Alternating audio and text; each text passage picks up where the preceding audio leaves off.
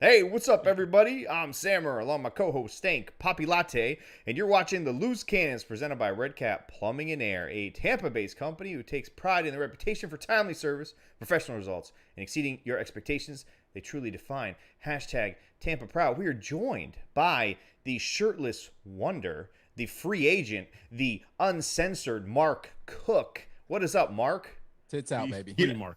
Be free, Mark. You know, the people asked me to do it shirtless, and by gosh, I'm a man of the people. So Right. I have my shirt off. It's not going to last long because I can't even stand looking at myself without a shirt on. In fact, I am one of the few people. Is that melanoma right there on your left? Oh, I'm sure. I mean, I'm 50 years old. I grew up in Florida, and I was born in Germany. Yeah, I'm ripe for some melanomas up on here. Yes. You were born in yes, Germany? Don't start inspecting. Speaking of Germany, the number to call and get your questions in is shown on the screen. It's 312-626-6799, and when prompted, enter the code 9955204740, and you'll be in our digital waiting room. Yeah, It's not I on saw the screen. stupid face you put because you with the stupid the shit talking on fucking Lynch, like a hero in this damn town. You should be ashamed of yourself.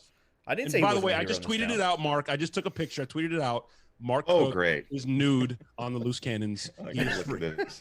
The Can I nude tell you how cannons. this all started? Did you guys hear the original story that I was on a Super Bowl press conference? Back there in Super Bowl, everything was Zoom, of course, and we were waiting on Tom Brady. So it was a national Zoom. It wasn't just, Rick Stroud and Name drop. Ira and things like that. It was national. And I'm sitting there waiting for it to start in my recliner.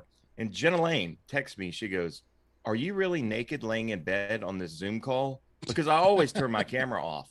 Somehow, some way, I clicked OK instead of no. And I looked up at the screen and just, turned a different shade of red in embarrassment. Legendary. And, so that's how the shirtless thing Wait, happened. Now, wait, when you I were used to have a actually show on naked, though? 98, no, I had pants on. Oh, okay. So you they were small. They debuted were Radio very tiny. Row via Zoom, Yes, nude. without a shirt on. Yeah, Yes. Wow. How else are you gonna fucking alpha Tom Brady, bro? That's how you do it. When Tom gets on there and he sees that, I don't know. I think Jenna caught it before Tom got on. I don't know that Tom saw that, or maybe it inspired him to beat the Chiefs 31-9. I don't know. So, Here's the Mark, funny thing is, So you're the telling- Buccaneers quarterbacks are in the media. They are, with COVID, they had to move people around. So the quarterbacks are actually in our old media room. That's where their meeting room has been over the last year and a half. So I'm convinced Tom Brady had been sitting in my seat, and that's one of the reasons for his success last year. So I will take all the credit for that. Chances are it was probably Kyle Trask that's been sitting in my chair, but hopefully not. I don't need any gator booty in my chair. So which interview was that for? Like, who? I need to know specifically which player on the Bucs pre-Super Bowl saw your pepperoni nipples. Like, who saw them? No, we were waiting on Tom Brady. So you know Oh, how okay. a Zoom call right before it goes yeah. live. Yeah. So Mark- everybody who was on, so with all the national media, I'm sure Adam Schefter saw the old baloney nips. Charles Davis, maybe. I'm not sure. could Chris also- Berman. G Vegas in Stephen the A. chat. Smith. G Vegas in the chat says Mark's about to do a Manscaped demo.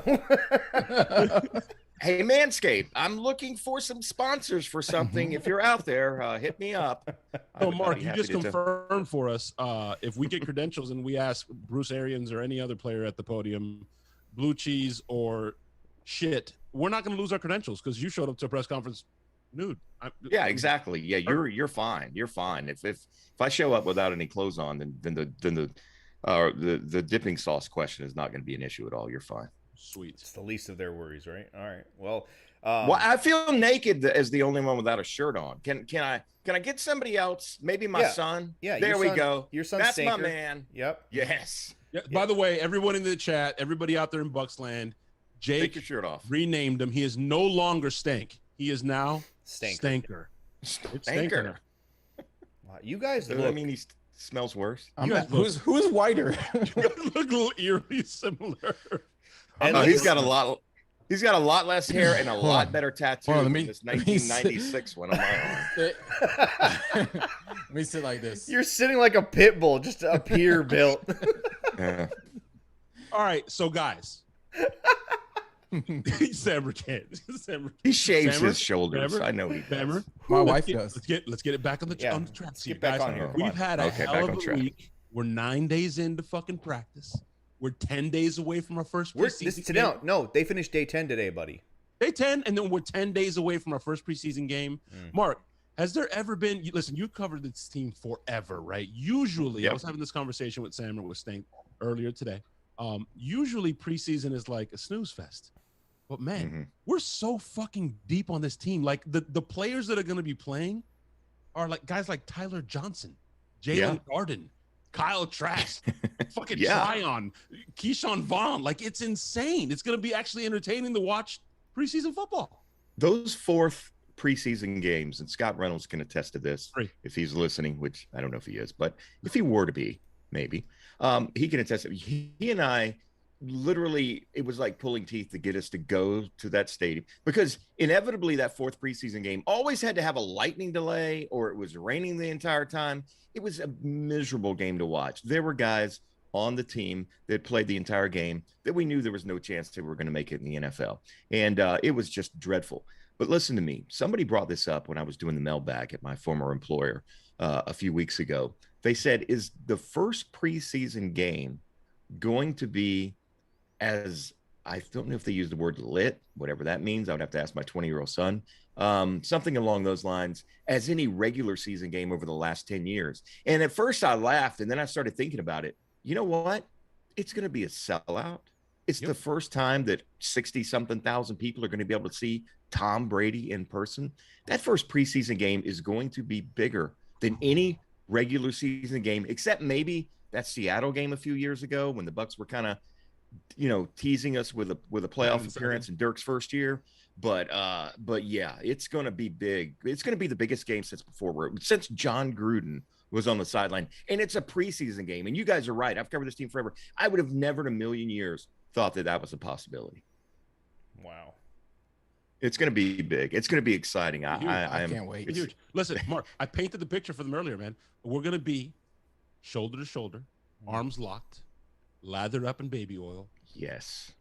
Watching our Buccaneers in person with 67,000 crazy motherfuckers. Who do we play again? I don't even know. The Bengals, bro. Cincinnati, the Bengals, Bengals, yeah. Did you guys hear about Joe Burrow today, by the way? No, don't tell me he got hurt. I don't want to get too off topic, but first day in pads looked very bad, to the point, Mark, he literally hopped back on a pass. He doesn't trust that leg, man. Oh, the knee is still. still. This wasn't a typical ACL. Okay, you get hit, you got an ACL. It's like 8-month repair. He had a lot of structural damage from what we understand in that knee, and that's not good. I mean, look, 30 years ago in the 70s, early 80s, you get an ACL, your career is probably 50-50 that it's just done, right? Gale Sayers, a perfect example, one of the greatest running backs of all time. Today, that would have been an 8 or 10-month recovery, and he would have been back the next season. He ends up retiring because of it, right? But Joe Burrow's knee injury was bad. It wasn't Alex Smith bad, and it wasn't Teddy Bridgewater bad, but it was pretty bad. I'm shocked that he's able to return, or they're planning on having him even out on the field during the preseason. I think it's ludicrous, in my opinion, because I think the guy's got star potential, but now it's the mental part. Even if the doctors have signed off, which obviously they have, or they wouldn't let him on the field in pads, but it's the mental part that he's going to have to get over now, and that's sometimes tougher than the physical part. I mean, I think it's the first time. In Gale Sayers' defense, they were still using stone tools back when they were trying to fix his knee.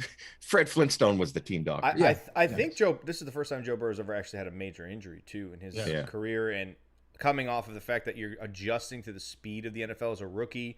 You've got to go in there and now all of a sudden trust an injury. I mean, and then you go to the shit Bengals and they take. You have a shitty offensive line. They take a receiver. Thanks. Right. It's not the first time they drafted a young quarterback, throwing him out to the wolves and fucking destroyed him. And when they drafted him, I remember saying, they're gonna fuck this kid up, man. It's like the worst place to go. It's worse than going to Tampa, it seems. I don't know. Detroit's pretty bad. Yeah, but Stafford did well. He still flourished individually. They didn't win a lot of games, but I mean, the Bengals draft guys and they just get destroyed. Achilles Smith. Fuck the Bengals, man. Fuck the fucking Bengals. Mark, Jeff Blake. How do you feel about the question I said earlier? We are so deep. It's going to be entertaining to watch Trask, and Jaelon Darden is going up against starters and fucking winning, and beat Carlton Davis a couple times. I mean, it's going to be fucking exciting, man. Preseason is going to be good shit to watch. No, it is. And you know, look, again, over the last 10 years of me doing this full time, there was always that one fourth preseason guy that made the roster. You know, there's going to be several of these guys that it's going to come down to that, because there's only 3 preseason games now. It's going to come down to that if they make the roster. Adam Humphries, remember him making the roster in 2015 with that big game against Miami? I think that was also the Kyle Brinza game where Jason Light thought he was the answer at the kicker position, but whatever. We'll give Jason a pass. He's done pretty good the last 24 months for sure. But this podcast is Jace, by the way. It's Jace. And Alan Cross was another guy that made it in the 4th preseason game. I mean, there's guys, but this year, you know, they're going to cut a lot of good football players. They're going to be playing on other teams, and you know, that's just crazy to think about when you look back at this roster, even 3 or 4 years ago, when you know they were decent at the top 22, but after that, it was bad. They're 2 and 3 deep all across the board. It's just crazy to think about. There's Mark, a lot of news coming Alan out Cross about, these days? We're not talking about Alan Cross, but okay. All right, Apparently I'll let you ask your dad about your stepbrother. Go ahead. We're not talking about a guy that hasn't played on this team in 5 years. He brought up Alan Cross, okay? It's his Alan's son. my guy. He's trying to help his son out. I get what he's doing, but I mean, what is this? The Mark Cook reunion tour here? You know Come what? on. I have a better. I have a much better and a Mark Cook-esque segue. Ooh. Speaking of kickers, Mark. Mm-hmm. I've heard one Ryan Suckup has been struggling. Terrible kicker. He's been sucking. What the fuck is going on, Mark? Well, I hope he gets it together, because I think the only other kicker they have in camp right now is a kid, an undrafted free agent out of Miami, who, when I saw him back during the OTAs and things, he was terrible. So I don't know. Maybe the kicking curse is back, but kicking. And again, we're going to blame Scott Reynolds for this, because he was so in love with Ryan Suckup last year, and Ryan had a tremendous year, man. Sorry, I actually texted Alan Cross just to see what he's up to, and he texted me back. That's why I lost my train of thought. Yep. He said, "Cook, been meaning to hit you up. Where are you at now?" So anyway, that's what's go. Alan's still alive. That's all we know right now. I think he's back coaching at Memphis again, but he was coaching high school football. But anyway, going back to the kicker thing, I'm a little concerned. I've said the story on Pewter Report many times, and you guys know this. My son was a high school kicker, and was damn good on Tuesday afternoon, Wednesday afternoon, Thursday afternoon. But the lights came on Friday, and he missed a couple kicks, and he just lost his job. He couldn't hit the broadside of a barn after that. It's so weird, because he was so good his freshman year and even going into his sophomore year. So it's a psychological thing, man, with these kickers. And even though Ryan Suckup had a tremendous year and they rewarded him with a hell of a contract, that makes me nervous. Of all the re-signings, that's probably the one that makes me the most nervous, because we know kickers can just literally fall off the cliff, and there's no rhyme or reason why. But the good news is they can get it back again too. So he'll have 3 preseason games to straighten out whatever's going on. Does it even fucking matter? We have so many weapons. Just go for it on 4th down. Why would you even kick? You mean the amount of touchdowns we're going to score per game? We're going to go 20-0. We've already discussed all this. Everyone. I think Tom at some point goes, "Coach, don't even use a kicker the rest of this season. Let's just do this with style, man. Fuck it. We're not going to stopping us anyways. Let's fucking have some fun." Can you imagine? Seriously, can you imagine? They're like, "Fuck it, we're just going for 2 every time. We're not kicking." Tom Brady's walking in after that next Super Bowl. He's gonna walk up to his wife and be like, "I went 20-0, and I told the kicker to kick rocks." Never kick the field goal. We did it without a kicker. What now? By the way, if it happens to be a problem, Mark, don't worry about it, because me, Sammer, not Stank. Stank has no contacts, none at all. What? Me and Sammer have Matt Gay on speed dial. We'll just trade for Matt Gay. It'll be fine. It'll be fine. Matt Gay, come back, no problem. Dude, it'd be the perfect story. The most beautiful story, right? Come Guy back. loses his job to Suckup. Suckup sucks it up so badly that they got to bring him back. They trade for him. He comes, kicks a game-winning field goal in the Super Bowl. I mean, it's fucking full circle. I would retire as a Bucs fan, because everything that we've done has fucking come full circle. It's been great. It's been great, because we had first guest we had on here that was of any notoriety. Like, that was it. Perfect. We did it, man. Yeah. Super Bowl winning kicker, Matt Gay. I'm seeing it. Listen, earlier in the offseason, if you want an even better story, I heard the Patriots cut Roberto Aguayo. All right, so next, anyway. Jason, Do not say that name. Do Come not on, say cut it, that. Jax. Jason Light, Seriously, listen, You're Jason grounded, Light son. no. Somebody mute this motherfucker. Listen. Before we talk about all the training camp storylines, because there's actually storylines going on here. I mean, we're talking somebody's there's stuff about Tyler Johnson maybe being on the bubble, and he's fucking talented. We've got all the hype with Darden, and then obviously AB being the best wide receiver in the entire camp right now. Relax. Wish somebody could have told him. Wish somebody would have told y'all. God. Mike Evans is having just as good a camp, bro. Relax. Oh, okay. Listen. All right. So anyway, but before we do all of that, we got to talk a little bit about Todd Bowles getting a 3-year extension. Basically, the way Stank tweeted earlier, he's basically the next head coach. I don't care what anyone says about, another team's going to pluck him. He's not going anywhere if he knows what's coming, right? He knows what's coming. That goes to you, Beck. He's staying. He's the next head coach. Mark, what do you think of them extending him, making him the highest paid defensive coordinator in the league? And what do you think that actually means for the future post Arians? By the way, Sammer, they are related, bro. Sammer and Mark are related. Mark's looking over here. Stank's looking over there. Dude, yeah. Stank's... Uncle Mark's Butterflies. his camera's like lowered itself, moved. I don't fucking care. Look, his chin is at the bottom of the frame. I'm waiting for you guys to take a break so I can put my damn shirt back on. Jeez Louise. You think we take breaks here? There's no breaks. What, you don't even do like a graphic for your flyweight trips or sponsors? something? There's no graphic. We shoot from the hip, Mark. We shoot right from the fucking hip. I wouldn't know because you hadn't had me on in a long time. Instead, you had everybody else at Pewter Report but me. Wow. Jeez Louise. Wow. I don't think I'm not keeping receipts or anything, guys. Wow. Just kidding. Wow. Just I kidding. mean, And, Mark he's a loose cannon. guy comes on here, fucking keeps dropping mention of his kids, and now he's fucking having a little cry fest. Can you answer the question? I'm a ginger German, so yeah, I'm definitely a loose cannon. I'm liable to fly off the handle at any minute, but I snap right back real quick. So I can't remember what the question was. Bowles. Oh, Todd What are your Bowles. thoughts? Todd Bowles. Look, the Buccaneers did this a few years ago with Mike Smith, making him the highest paid defensive coordinator in the league. Don't forget. Well, come on. Yeah, he deserves it. Todd Bowles absolutely deserves that. And they would love for him to be the next head coach. But I've talked to Bruce Arians. I talked to Harold Goodwin. I've talked to Byron Leftwich since the season. And they all were just blown, and players themselves who can't believe that Todd Bowles didn't even get a look. And I understand the Bucs from the Super Bowl and the whole window of opportunity to interview, but they believe he's going to be a head coach somewhere next year. So does this prohibit that? Probably not, but it at least gives him some job security and more money, at least for one more year. But I don't think Bruce is going anywhere next year. I think Bruce sticks around. Even if they win the Super Bowl, I don't know that he walks off in the sunset. I think Bruce is healthy and feeling good, and he loves this football team. So I don't know that he walks away. And if he doesn't, then Todd Bowles, I believe, is really going to get some opportunities next year. And he deserves to have some opportunities again. And we know that he has a desire to become a head coach because he did an interview with the Eagles, I believe, was set to go to Detroit before they changed their mind at the last minute.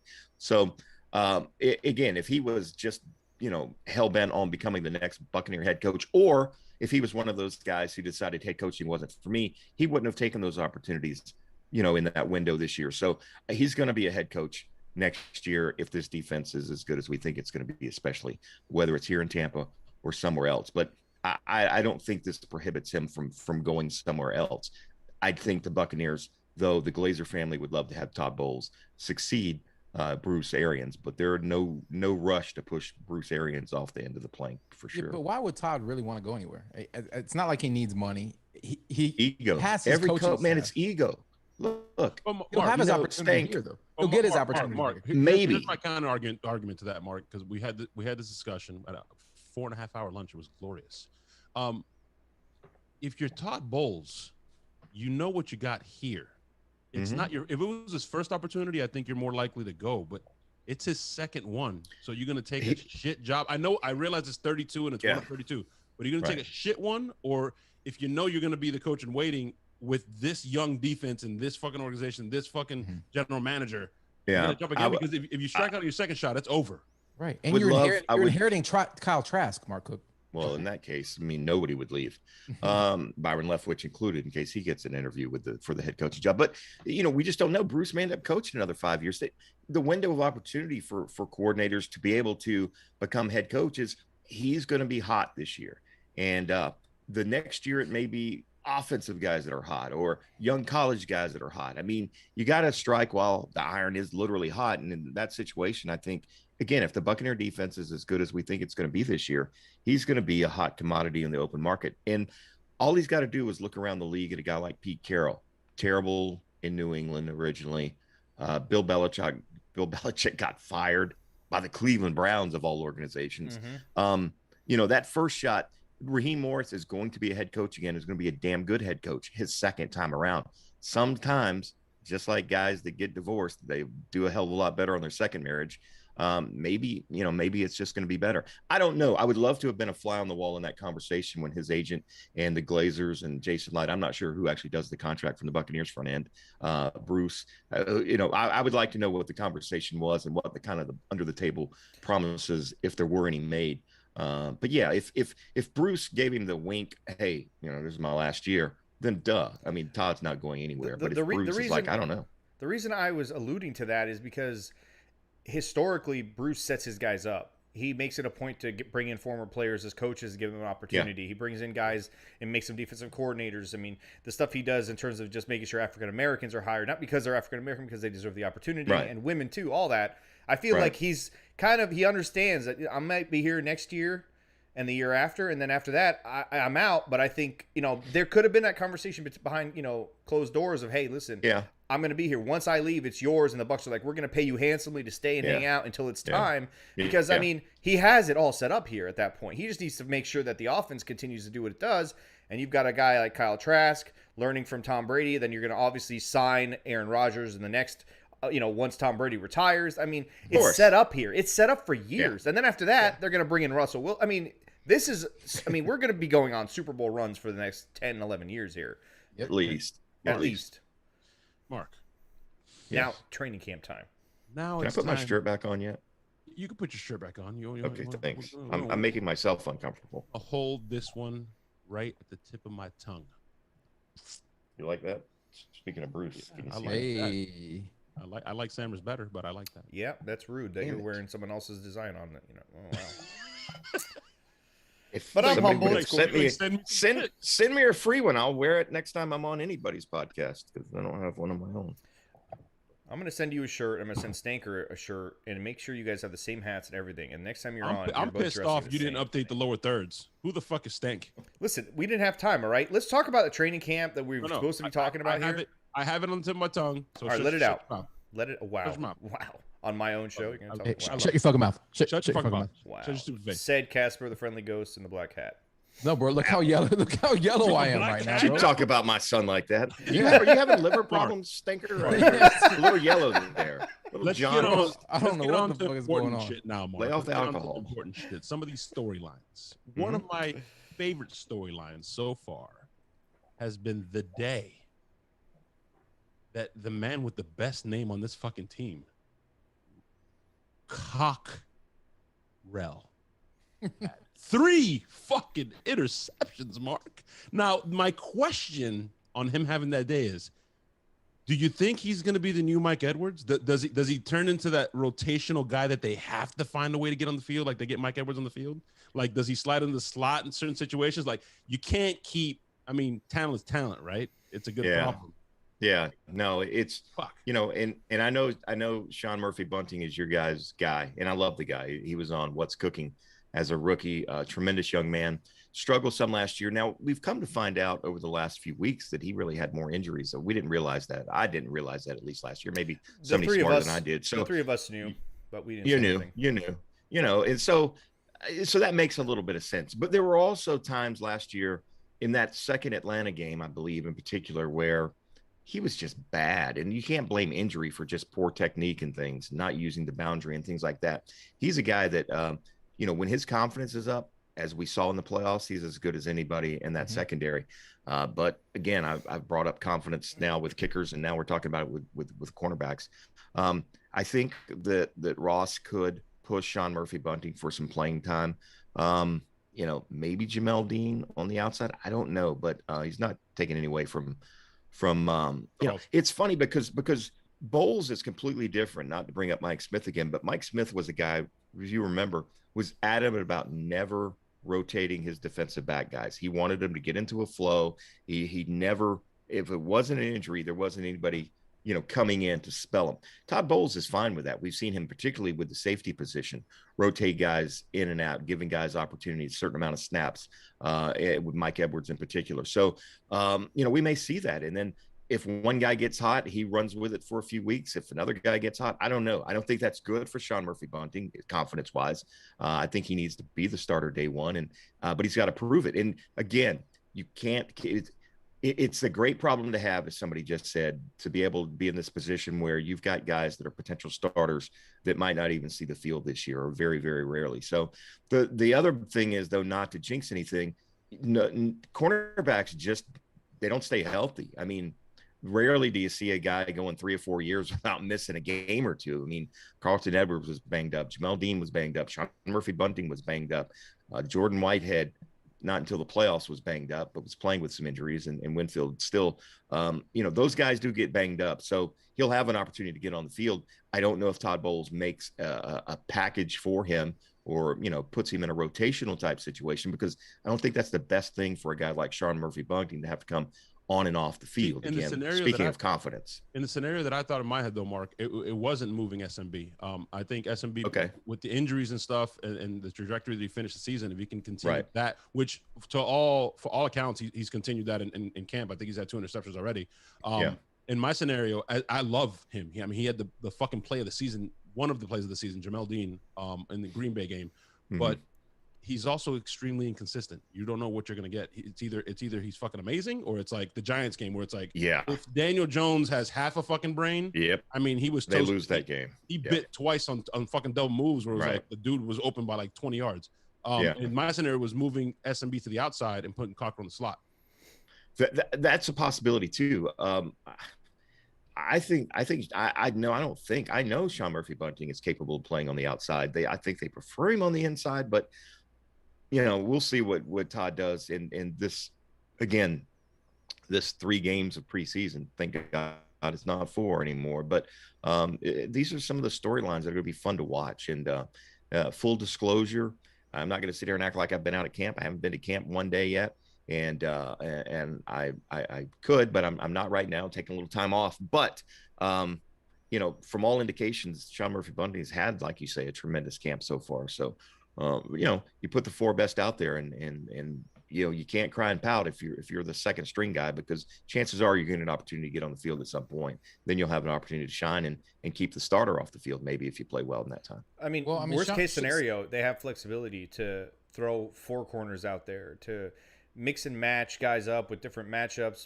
If Jamel Dean is struggling one game, you've got a capable guy behind him. Remember 2 years ago, we didn't have cornerback starters, we didn't have cornerback depth, we didn't have safeties. Now all of a sudden we've got depth at corner. We've got if guys go down, you can switch guys in. If guys are just not matching up well, a guy like Cockrell is extremely valuable, and him playing last season too comes in. It's obviously helped him confidence wise. He's ready, and I guess he can also play safety. I mean, you have this rotational pot of DBs that this team hasn't ever seen. Young DBs, and they're all young. They're all hungry, and they love each other. They're youngry. Exactly what he saw all those years ago. He just had the date just 10 years ahead of his time. He was a DB coach before that too. Hey, so that's I love Youngry, by the way. Fuck I liked it too, man. Youngry's great. Youngry was fucking awesome. If we spent some money, I think Raheem Morris does well. I remember being in that press conference when he said that term, and I believe, if I'm not mistaken, it was a bit of a faux pas. He was trying to say young and hungry at the same time, and it just came out, and it just kind of stuck. But I remember Raheem kind of coining that phrase. I also remember the stats are for losers, and it's like, well, those things kind of count. Yeah, he was talking about Jameis back then too. So, anyways, easy. He was from the future. Bro, you are on your Adam Sandler right now. He was from the future. Baker, get your question in, or I'm about to throw another. I forgot what my fucking question is. All right, okay, I'm going in hot. Go in, Mark. Did we get the fucking steal of the draft? Did the rich get richer? They really let Tryon fall to 32, and he's fucking shining in camp right now. There were teams that people's ass right now. Maybe because there were teams that had him, even later in the second round. I mean, there were teams that didn't even have him as a first round guy.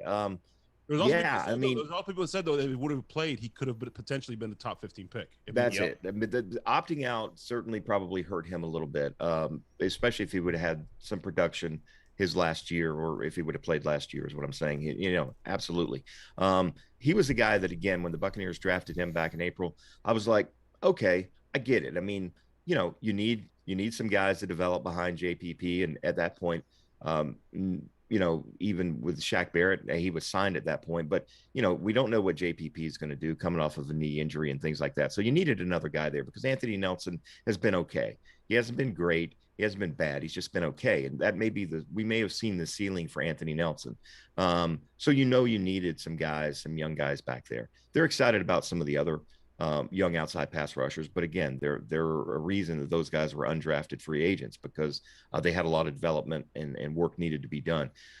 Joe Tryon, though, again, I'm basing on and I still read Pewter Report, by the way. I don't want everybody to know that whatever transpired there, I'm still a big fan of the content that those guys put out. And first day of training camp, when I was looking, I was trying to, I looked at everybody, that covered the team, and Pewter Report just blew it out of the water, and they've been excellent with their practice report. So I follow that daily right now, so I can keep a pulse on what's going on with the team. But Joe Tryon has looked tremendous from everything that I've read.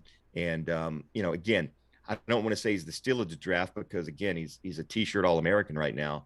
We'll see what happens when the lights come on. I don't think he's going to be a bad football player, but he's going to be going up against some guys. Although Bruce said he's been whipping Donovan and Tristan's ass. That was a direct quote from Bruce the other day. So that's pretty damn impressive, because we know how good Tristan Wirfs was last year as a rookie. Well, Shaq came on the show. He told us that he whooped Tristan the first few times, but then he eventually couldn't get around him. And you're telling me Joe Tryon's beating him, and for BA to say that was pretty that was loud. Go ahead, Stanker.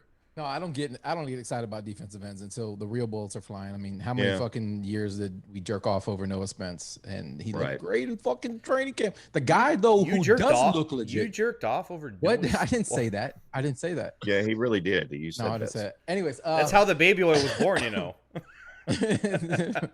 That's the story behind the best baby oil. Freudian slip. Anyways, the guy that does look legit and somebody you can tell has some serious skills without pads on is Jaelon Darden.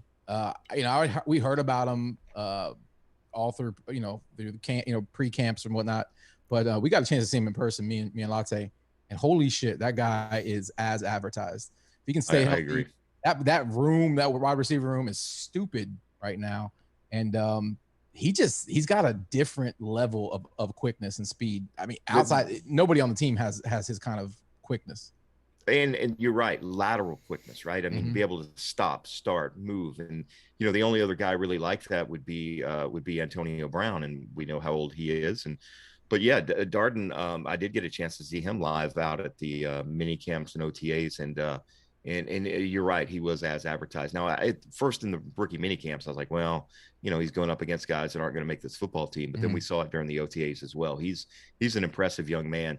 I really love his attitude. I mean, look, there's tons of talented guys walking the street right now that have the talent to play in the NFL, but don't have from the shoulders up. Right. He appears to be a shoulders up kind of guy, right? He's going to be pretty smart, but he wants to be good, and he wants to be great, and he wants to prove himself. And, that's huge. And, this was a tough team for him to come to be able to do that, but that may be elevating his play even a little bit more, if that makes sense, because he knows if he's going to get any playing time, he's going to have to take Scotty Miller off the field at times, possibly Antonio Brown, maybe spell Chris Godwin. So we're not taking Mike Evans off the field. I mean, that would be foolish in my opinion.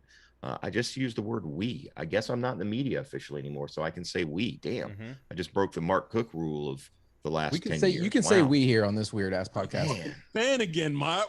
What happened? Listen, Mark, I know it's so weird. Back. This is so odd to think about that. I may not have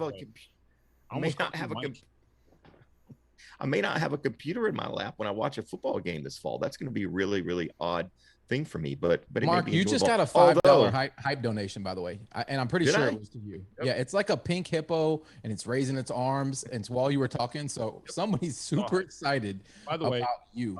You won't have a laptop in your lap, but maybe you'll have a tray of fucking chicken wings with some and some I service. can go for that. Yeah. Speaking of wide receivers, you guys are talking about Darden. Oh, here we go with this bullshit. My question is this, man, to all of you, to all of us. Who's the odd man out, right? I mean, I'm a big fan of Tyler Johnson. The fact that Tom Brady trusted him to make that throw to him in New Orleans, game on the line, big play. Not game on the line, but a big play in that game. Big moment. He makes plays. We've seen his flashes. He looks like Chris Godwin 2.0. Not better than Chris Godwin. Don't get it wrong, guys. He looks like Chris Godwin. We've got Mike, obviously. We've got Godwin. We've got Scooter, wide receiver 1. We've got AB, who, by the way, looks ridiculous right now in camp, like I fucking said he would.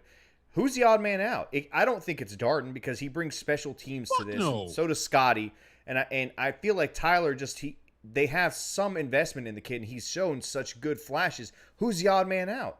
Bro, Well, here's the thing with it's not Tyler Johnson, for God's sakes. Justin Watson's starting the season on the PUP list. Tom Brady's over there working one-on-one with him, giving him pointers as far as he wants him to get off the line faster. This stuff about him being on the bubble. Come I agree. I don't think. Who's the kid that does a return that's had some legal trouble? Mickens. Jaden Mickens. Yeah. Why is nobody talking about him being the guy on the out? Like what has he fucking done to even be here? I think people are assuming that he's done. To be honest with you, I mean, kind of in my mind, I wouldn't have him on my 53-man roster if I were to do a prediction right now. But in terms of Tyler Johnson, I think Tyler Johnson, as you said, is the closest to Chris Godwin. Mm-hmm. And there's really not anybody else in that room that can do that. And here's the deal. What the Bucs ask and Bruce Arians and Byron's offense asked the slot receiver to do, a ton of dirty work, right? You got to be you don't have to be super big, but Scotty Miller can't fill that role. No. It would be tough for Antonio Brown to think he's going to go block somebody, right? You got to be willing to do the dirty work. And I think Tyler is the guy. I think that's the reason he's going to be safe, because he's going to be the Chris Godwin backup in that role. And there's just not really right now, from what I understand, there's not really any guys that kind of fill that role. So I think he's good.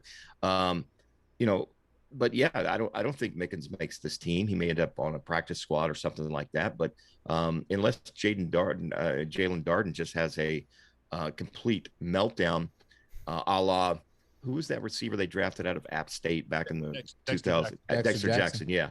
Unless he just has one of those moments where he's just scared to death to play football. Which we know that's not the case. I mean, it's just not the case. He's a ball player. Injuries are going to come into play, and I got a bone to pick with you. How dare you say Scotty Miller can't play the slot? Scotty Miller can play any position on the team.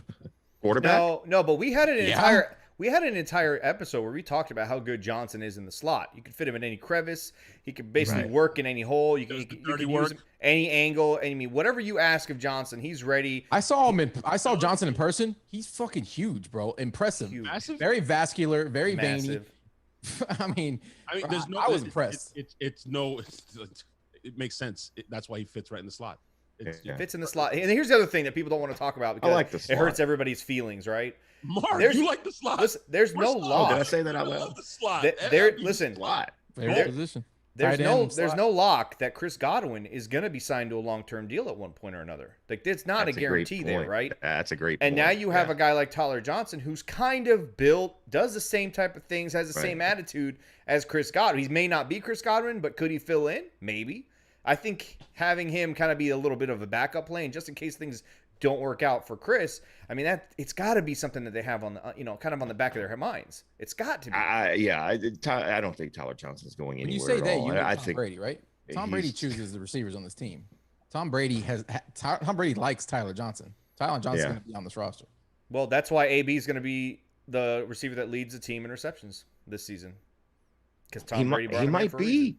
This guy has had a tremendous. Again, I wish I could say that I saw in person, but I haven't. But man, he has just lit things up in camp. And again, we know with him, talent's never been an issue. It's just the marbles that spin around in this guy's head.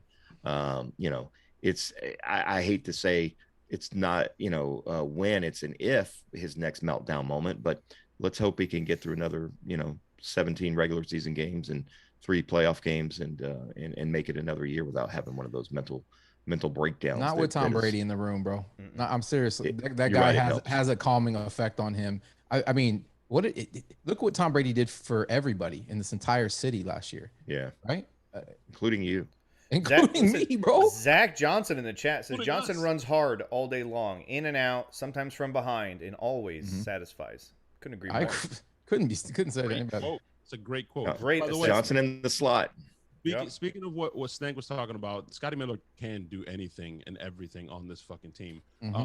I've been hearing, Mark, about his release game getting better, working with AB, working on stuff. I know Bruce Arians kind of called him out on that. Like, hey, you need to start getting open off. Like, if you leave Scotty open, he's going to run by you. But getting better with his releases and catching dirty balls. Getting off the hands, getting off people's hands, yeah. So, yeah. I'm a big Scotty Miller fan. I mean, you know, he was a clutch guy at times last year, but let's not forget that before AB got here, I think he was leading the team in receptions or something like that. I mean, he was having a good year.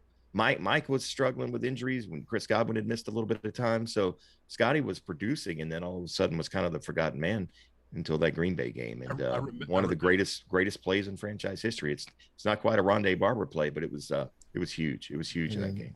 I remember that there was a part in the middle of the season there where it was like, where the fuck is Scotty Miller? Yep. And then I think it was the Minnesota game where he scored one in Ray J over the middle. It was like, there he fucking is. Jesus, throw him the ball. Right. That's going to happen on this team, right? I mean, look at all the fucking mouths that you have to feed. We don't even talk about OJ Howard.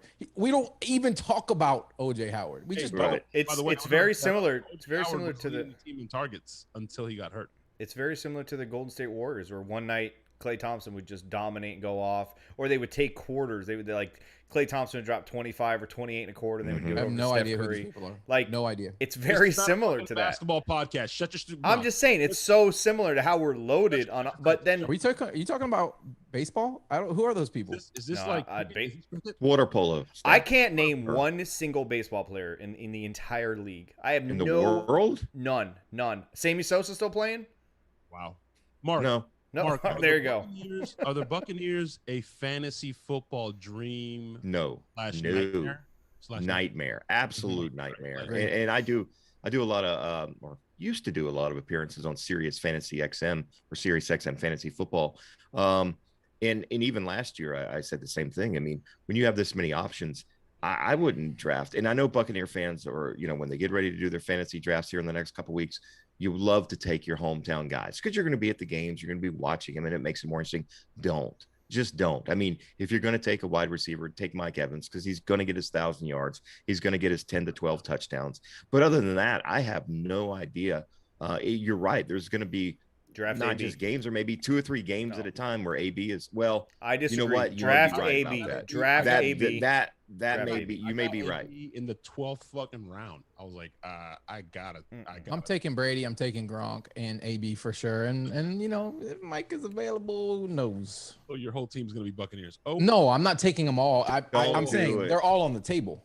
Listen, I've done that before, and our team went like 3-13 that year, and it was just the worst fantasy football season ever for me. It was just terrible. I didn't even think about the bye week. It was terrible. It was just a terrible decision. I mean, who thought Aurelius Ben was going to be so bad? I mean, I had him drafted him in the second round back in the day. Bend around. Who's playing fantasy football when that team was? I mean, come on. Just kidding. What? I played fantasy football. I played. This is how old I am. I played fantasy football. Call the hotline. When we didn't know who won until Monday after the newspaper came out and you read the box scores before.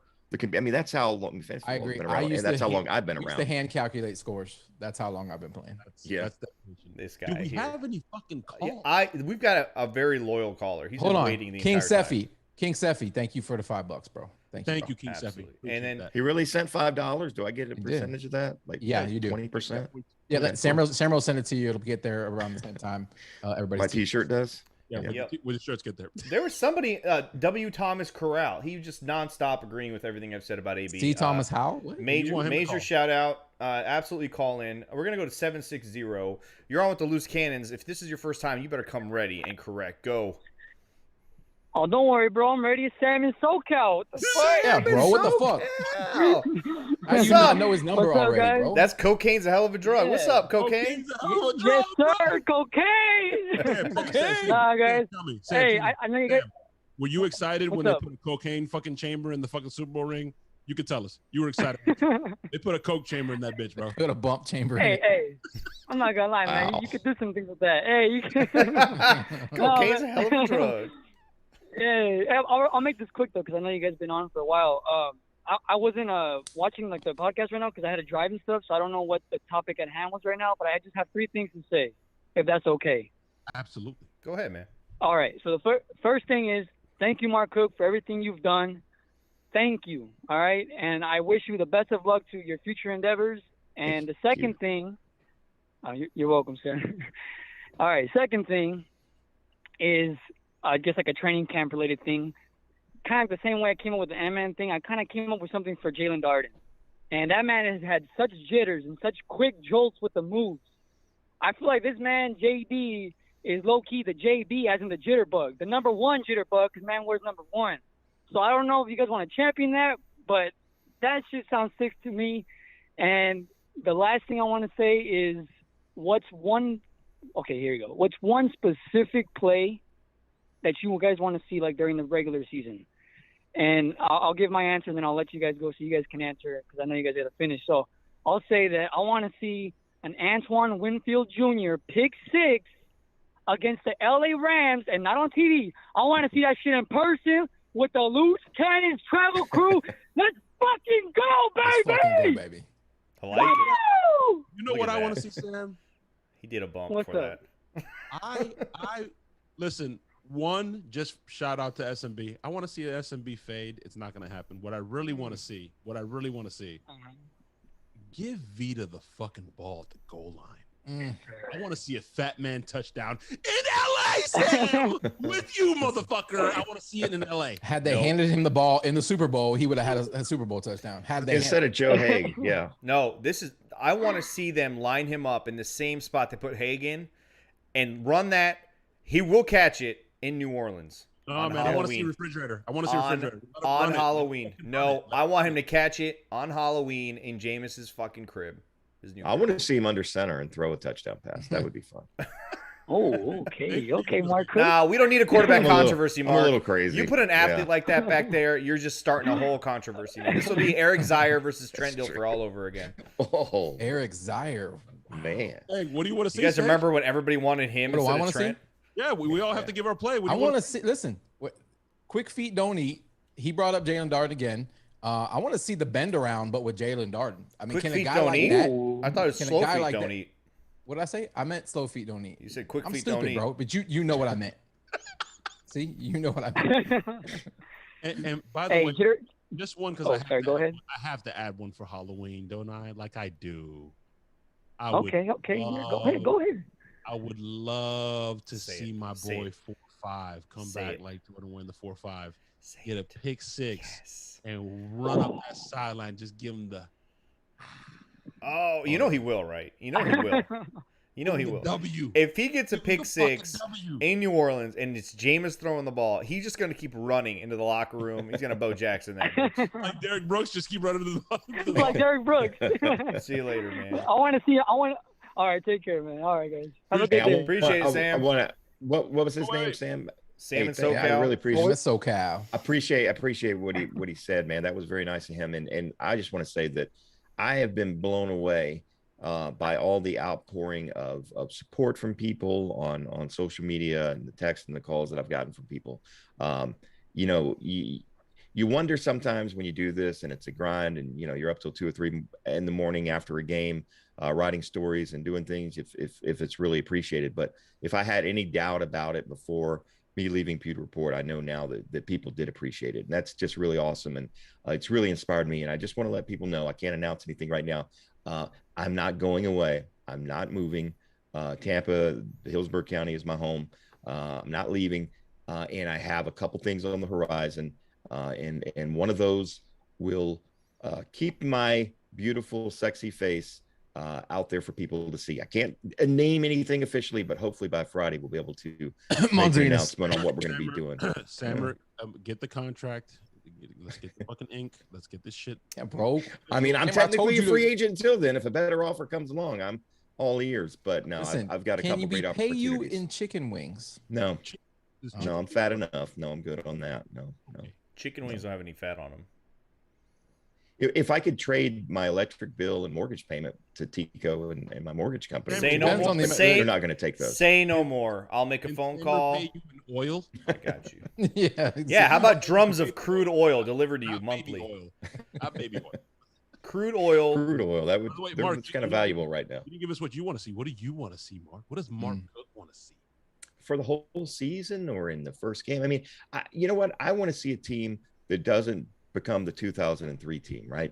A team that went out and won that first game at Philadelphia in the new Lincoln Field or whatever it was after they shut down the vet the year before, but ended up finishing 7-9. They just weren't a hungry football team. Warren Sapp told us, and I don't remember if he told us on the podcast or if in an interview with Scott that he did for his Fab Five a while back, that, you know, there was just some complacency on that football team. Now, the difference is there was no Tom Brady on that football team. I love Brad Johnson, but he's not Tom Brady. Tom Brady's going to hold these guys accountable. Tom Brady hasn't won 7 Super Bowls because he rested on his laurels, and he's not going to allow that to happen. So I don't fear that so much, but I want to see, you know, hopefully this team just stay healthy, play well, and get back to the Super Bowl. Because again, if you just go back a few years, and there were times when Scott and I went in that stadium, and it wasn't a question of if the Buccaneers might win. The question Scott and I had was how much they were going to lose by. And, you know, that was such a depressing feeling.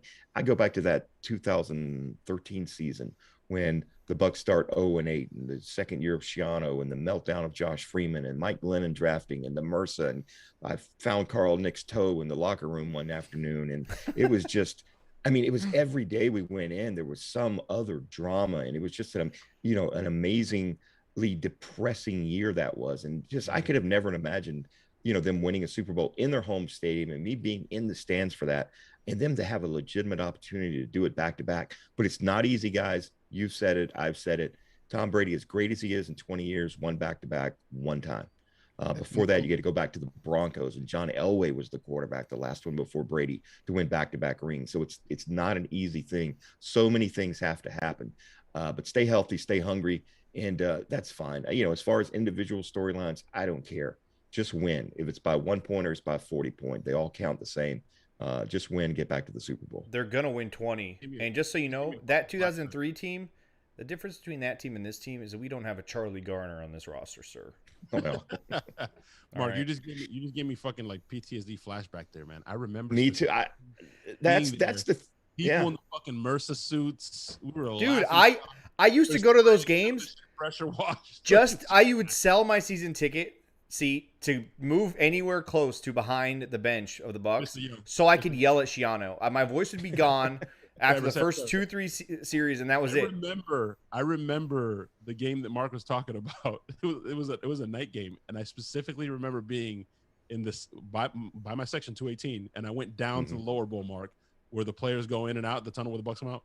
And I remember I started the fucking chant. Those of you that are out there that were with me, I know some crazy motherfuckers were there. I started the chant, hey, ho, ho, Schiano's got to go. And the whole he walked off to everyone. Dude, and I'm sure I almost got arrested every time because I was cursing just at an obscene level. Even for me, they were just like, dude, you can't do this. I was like, fuck you, Schiano, you fucking dirtbag. I was fucking losing it on that fucking asshole. I would go just to yell at him. I didn't even think we were going to come close to competing. I didn't go for that at all. You guys are gonna hate me, but I still chat with Greg every once in a while. All right, next. Yeah, I know. We're gonna take a phone call. I don't hate him as much as everybody. No, fuck that guy, dude. Listen, toes on the fucking line, Mark. I'm kind of like him, but whatever.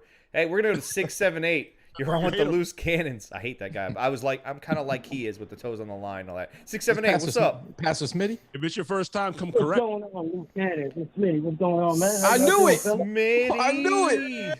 What's up, Pastor Smitty? That shocked the hell out of me. I see Mark Cook didn't have a shirt on and Stink at the bottom like he's a lifeguard at Clearwater Beach somewhere. It must be hot as hell down there. What's going on, family? What's up, baby? What's up, Pastor? Man. You gonna preach for us today? I'm good, man. I'm good. What you got? Man. Good for you guys. Man, I don't know what y'all been talking about. I just happened to see y'all on it with no shirts on. What the hell is this? A strippers club or something? The strippers version? What the hell is going on? Anyway, man, I just can't wait till season starts, man. And when does preseason start, man? I've been out the loop for a minute. 10 days. When is preseason? 10 days, man. 10 days. 10 days. I can't wait, man. And I just want to see how the outcome will be this year, man. It's going to be totally different. Being from out of Tampa and, like Atlanta Falcons fans, everybody's trying to see what we going to do this year. And I said, I just want to see how the season play out, man. We got a lot of haters, and long as we keep Tom Brady healthy and the rest of our team healthy. And by the way, Samuel, I was with you last week, man. I think AB's gonna have a good year this year, man. I see a good breakout year for him. Hold on, Pastor. That's a cop-out fucking answer. I think we all think he's gonna have a good year. Sammer said he's the number one receiver on this team. What the fuck? Listen. First of all, Latte, watch your fucking mouth. You're talking to a goddamn pastor, all right? You apologize to this man. Wow. All right. I ain't apologize. I'm from the street, man. Let me tell you something, Poppy. Like that. I love you like a brother. I'm just saying. I know you understand. You know, AB gonna do good. I'm just saying. I agree with Sam when everybody was beating him up. Was say, yeah, I believe he's gonna have a good year, man. I just want everybody to be healthy. We all in the same gang. I just want to see everybody healthy, man. I don't think anybody get hurt because I think we can repeat. So listen, as long as we stay humble. A lot of people have been agreeing with me today. I think I'm going to start a Sammer hive. I mean, the world needs it. Clearly, there's so many supporters and lovers. You know what's a good idea? You should start a Sammer podcast just by yourself. I already tried that. Man, did not work. It turned into this. I can't How do you that. doing, Mark Cooper? Y'all got the guru in there. That's the OG right there. Much respect. He knows everything about the Bucs, man. Listen, That's Pastor Smitty, you got to get in a question for him. He's moving to Detroit. He's covering the Lions starting in September. So you want to get your question in now. Oh, man. Oh, you mean the fuck? Congratulations, man. Don't listen to him. He's lying. I'm never leaving. No. I am the cover, Florida born, Florida bred. I'm not going anywhere. They don't have fried okra at fucking Detroit. Got that right. OG. I'm thinking about moving back to Tampa, man. Come back. Man. We need you. We need more you. people. People here need Jesus. We could definitely use some more pastors. Yeah. There's three on this podcast that could use some Jesus. I can assure you that right now. Damn sure. And it ain't Hey, me. man, I can't wait till y'all get to Atlanta. I'm gonna have to sleep in the back. It's definitely not me. Xerxes bows to no one. You know, you let me know when y'all come to Atlanta, man. I know y'all coming soon. I think We will be in Atlanta. For 5th. We're going to be there. Smitty, you're partying with us, man. Okay, I don't have to sneak in the back door and come in there and have to, get in there, man. I got to party with you guys, man. Hey, Sam, you got my number, man. When you get to the man, hit me up, dog. We can go get some drinks, whatever. I told you, Hey, I'm coming up there, and I expect you to show me the best soul food in town the first night I'm there. So. Oh yeah, I take you to Soul Food Spot, no doubt, man. I told you, bro. I got you. Me and Chef Cole will show you around. Me and Chef Cole. Man, Chef Cole, you guys got to be friends with Chef Cole on Facebook. Because Chef Cole. Why you gotta go to the A? Why you gotta go to the A? Chef Cole. Or Cook can just take you to Soul Food Spot. No, because Everybody Smitty's been likes it. talking, and then Chef Cole's been fucking showing off his food, and I'm like, you know what? It's about time. Smitty, right here. This is for you, baby. Go ahead, man. I'm trying to hear you. I'm getting feedback. Yeah. Smitty. This is a shirt I had on. I don't know if you're watching the video anymore, but I was repping your city. He was just holding up an Outcast t-shirt, man. I love it, man. I need a t-shirt, man. How much that cost, man? I see. Shit. Oh, okay. All right. All right, I'm not Smitty. to bring them to the party. I'm gonna get off the phone because I know y'all got other people on the talk, man. But let's go, Bucs. Hey, Mark Cook, love what you do, bro. You the OG, man, like me, man. I've been following you for years, bro. Keep doing what you do. Appreciate it. You the guru. Thank you, man. You are the guru. You are the original gangster. And Everybody love. Oh, Hey, listen. Thank you. If you don't love Mark Cook, fuck you. Okay? I'm just gonna say it. I'm gonna say it out there loud. There are a few that don't, but Hey, I like again.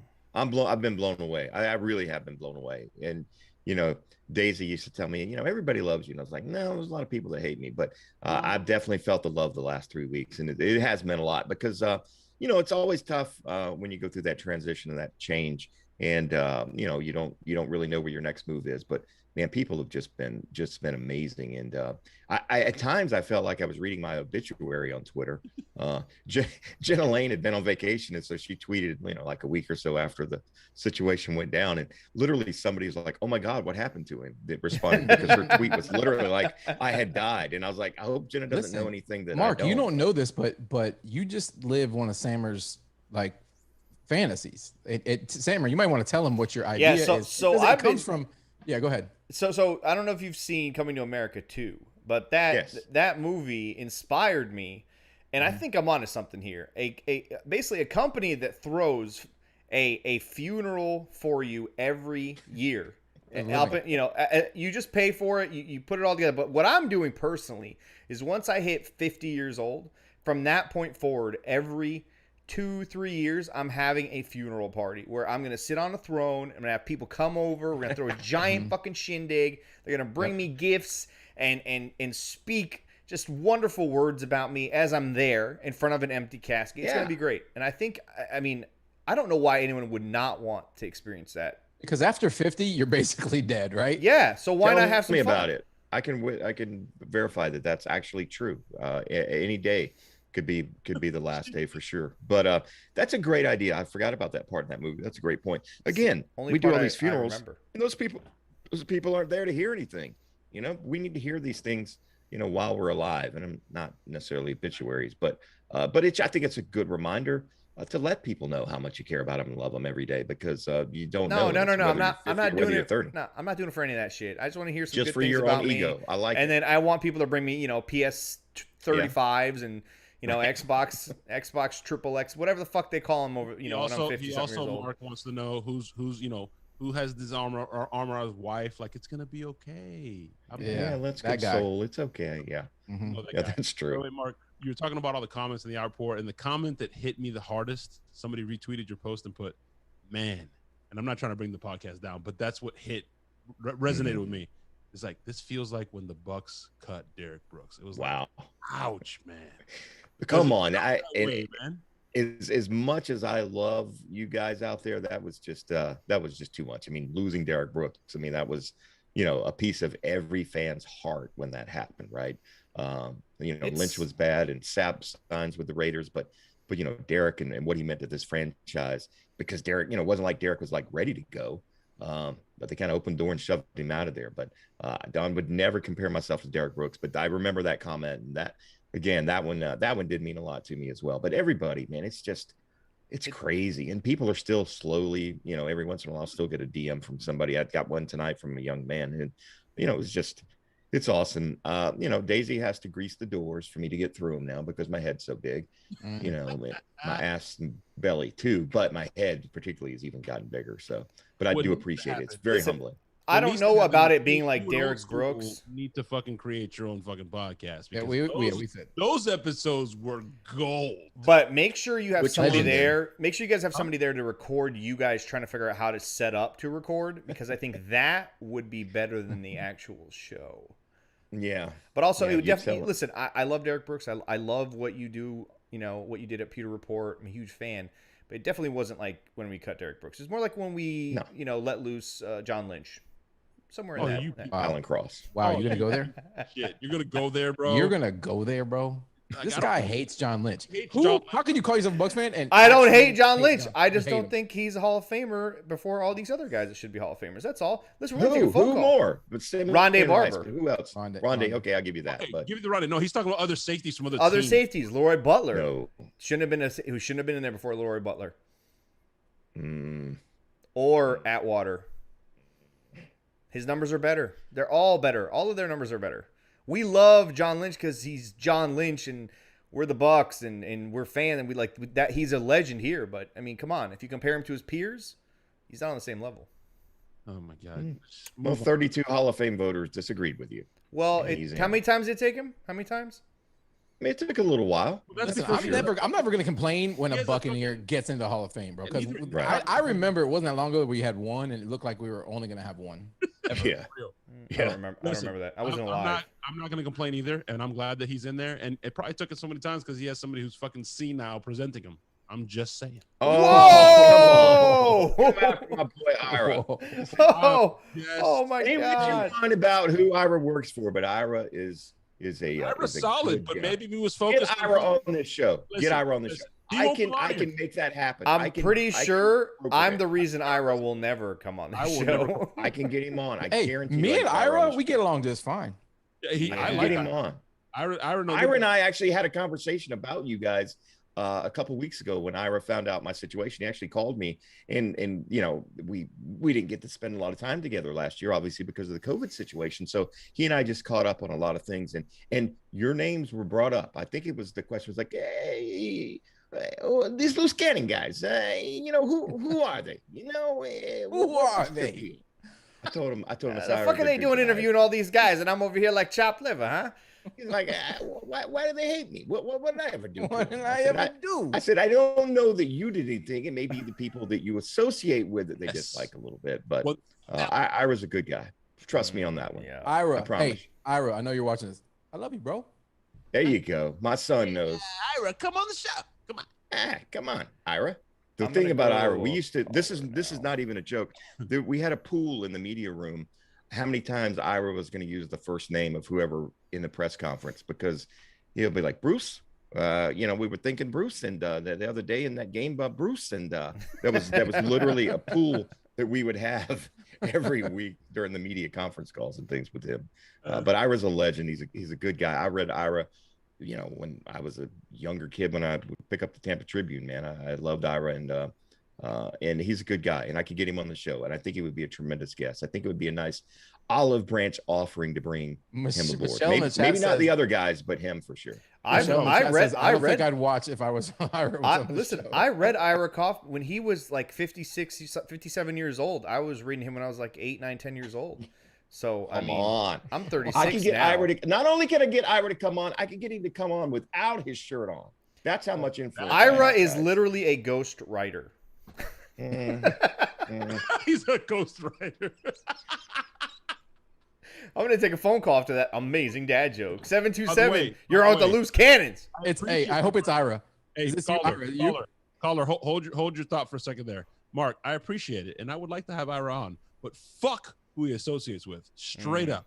With the clickbait. No comments. They will not allow him on here. They will not allow it. They won't allow him. I think they will. I think I can make it happen. All right, do it. Let's see what happens. 727, you're on with the loose cannons. What's up? Hey, what's good, fellas? This King Cafe back at you again, man. What's up, fellas? Hey, what up, baby? What's Thanks up, for the King? money. Man. Appreciate you. Man. Thank you, sir. It's all good. I'll do more soon. Hey, man, look, check this out. Y'all remember that play that they used to have with the wishbone, with the 3 running backs in the backfield, like some years back, man? That'd be pretty dope to kind of like maybe try that one out. If it's all about running backs in the backfield, that'd be pretty fly. Yeah, we could run the wing T, but the only problem with that is we have probably the best selection of wide pass catching wide receivers, tight ends. Giovanni Bernard running back now. Listen, you know what? I like where your head's at. No, We can I do like whatever it. I like it. we want to do, bro. This team can do literally whatever the fuck it wants to do. When they're beating the Saints 42-0 at halftime, come out in the third quarter in the wishbone. Screw it. I agree with you. But instead of all Saints. running backs back there, you put Rojo in the back or Fournette, Miller. and then you Got him. put Vita Vea on to the right of the quarterback, and then you put then you put Rob Gronkowski to the left, and you just fucking shove it down their fucking asshole. Run the veer. I love it. I like love that, Sammer. I like that idea. Yeah, I'm always I around think the ideas when it'll it comes work, to shoving something up someone's ass. Why not? What? Hey, man, good hearing from you fellas, man. I'll back at you. Thank you, sir. Hey, we got another donation, by the way. We got another donation from Tope Daddy, who said, "Love the show. Can't call because I'm at work. I want to roll the Cowgirls opening night. So fucking tired of hearing the NFL slob their knob." Yeah, I mean, everybody outside of Dallas, Texas hates the Cowboys. That's really easy. I mean, fuck the Cowboys. Listen, I got my season tickets in here today too, boys. They came in today. Man, I got to get home and check them out. I want to smell the packaging. You know that new packaging. By the way, there's no tickets this year. There's no tickets in there. You just get a coffee table book. Of course, you don't remember they used to give you the card. There's not even cards anymore with lanyard. No, it's all digital. It's all digital, Mark. Come on now.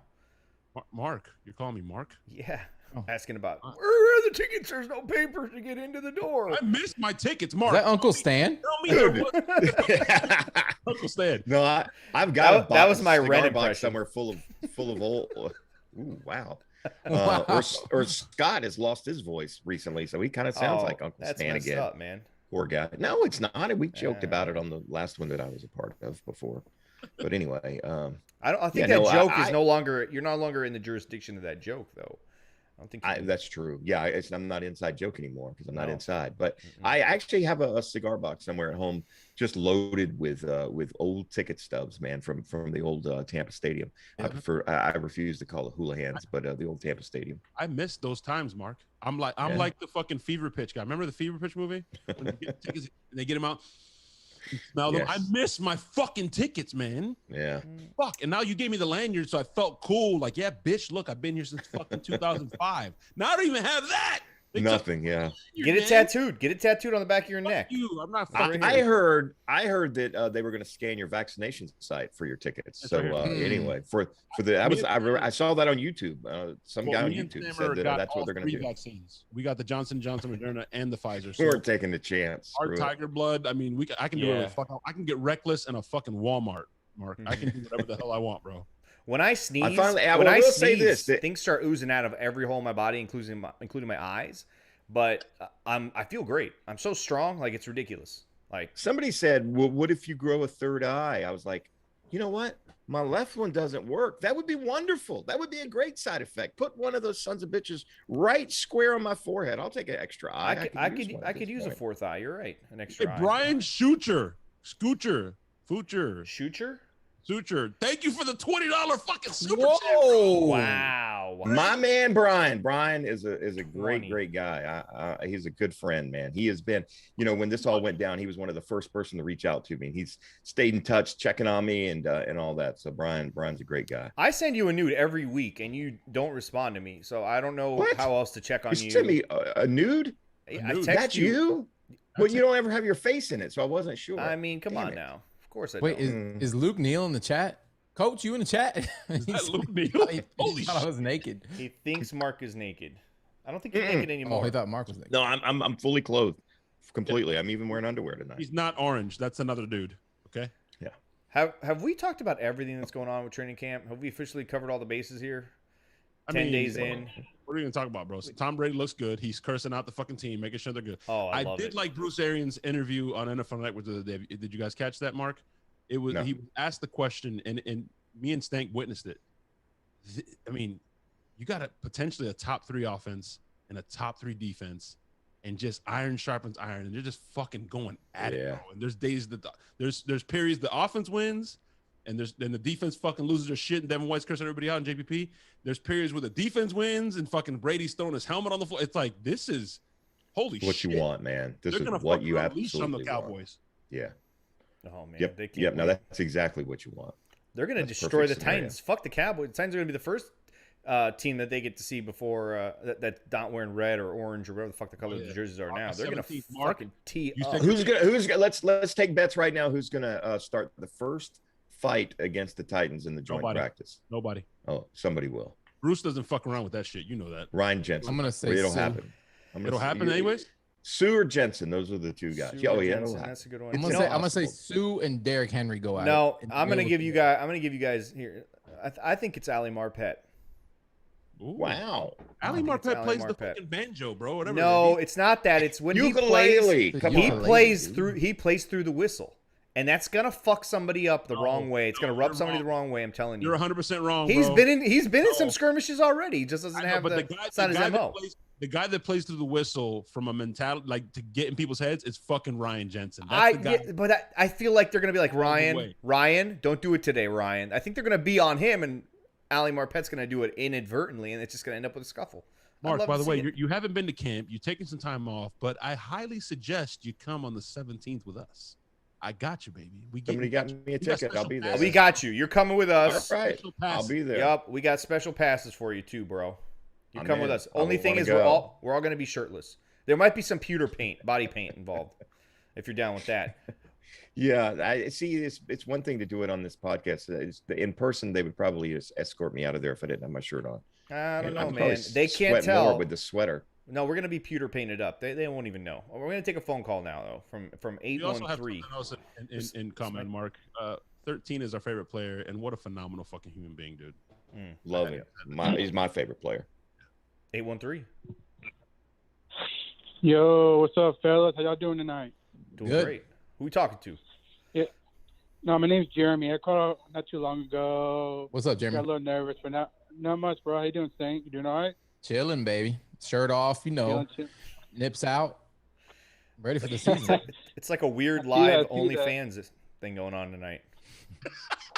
You've What's got up, Jeremy? more money, more donations tonight than you ever have before. Donations So are- Seriously. Not much. What you got? Mark, by the way, man, I wish you the best, man. Whatever you choose down the road, you know. all right, man. I know you. He already announced it. Yeah, He's working on. 2001. Yeah. 2001. It's 2001. Yeah. That's what Oh, Mark. that's That's what's up. Okay. Chippendales, guys. I'm going to Chippendales. Oh, You're going to be touring the country. Hey, man. you're fucking moving. I Chris saw- Farley. No, I saw those out there, guys. I remember you guys were talking about memories, of for the sad scene, the Bucs fan and all that. What really hit me the most was I saw Mike Alstott for the first time, at training camp over in Orlando and all that up close. Like, I had passes and everything. 2 days later, the man retires. That destroyed me. I was like, damn. Because I had high expectations. I thought he was like good shape, ready for the season. And unfortunately, he just didn't feel like he can keep going. Yeah, you don't fuck around with your neck, bro. Neck injuries Yeah. are a motherfucker. Yeah. Yeah, that really hurt me the most. He was by far my favorite all-time favorite Buccaneer player. Alstott up the gut. I love all the other guys. Don't get me wrong, but Alstott by far is my favorite. Now it's Mike Evans. As always, he's just a great dude. But I thought I'd share that. Because Mike Alstott, I feel like, was the heart and soul of that offense. You're not alone, man. Mike, we still, and again, I keep saying we. I forget.